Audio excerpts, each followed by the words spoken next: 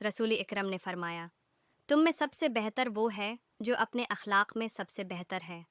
इंसान की दुनियावी कदर व कीमत इमाम अल-मतकीन अमीर अल-मुमनीन मौला अली अलैहिस्सलाम ने फरमाया, इस ज़मीन के तूल व अर्ज़ में तुम्हारा हिस्सा तो बस तुम्हारे कद के बराबर ही है, जबकि रखसार खाकुल वदा होगा।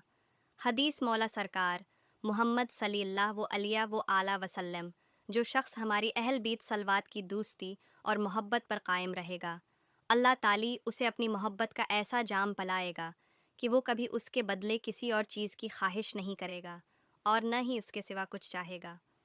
इमाम अली ने फरमाया, मामलात में सबसे ज़्यादा खसारा वाला और कोशिशों में सबसे ज़्यादा नाकाम वो शख्स है जो अपने जिस्म को माल की तलब में खस्ता हाल कर दे और फिर भी मुक़द्दर साथ ना दे कि इस तरह दुनिया से हसरतें लेकर चला जाता है और आखिरत में बहरहाल उसकी पादाश को बर्दाश्त करना पड़ता है। इमाम जाफ़र सादिक अलैहिस्सलाम ने अपने असहाब से फरमाया, महाल चीज़ की तमन्ना न करो। उन्होंने अर्ज़ की, या इब्न रसूलुल्लाह, महाल चीज़ की तमन्ना कौन करता है? फरमाया, क्या तुम दुनिया में राहत व आराम की तमन्ना नहीं करते? इसहाब ने कहा, ज़रूर करते हैं। आपने फरमाया, दुनिया में मोमिन के लिए राहत व आराम महाल है।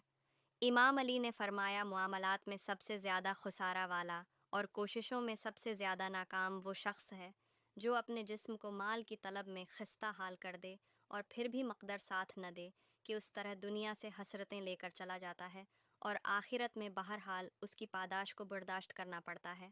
इमाम अली ने फरमाया, बदतरीन वो शख्स है जो ख़ुद को दूसरों से बेहतर समझे। इमाम अली ने फरमाया, अगर ज़िंदगी को हमेशा खुशियों के साथ गुजारना चाहते हो तो गमज़दा लोगों के गम सुना करो।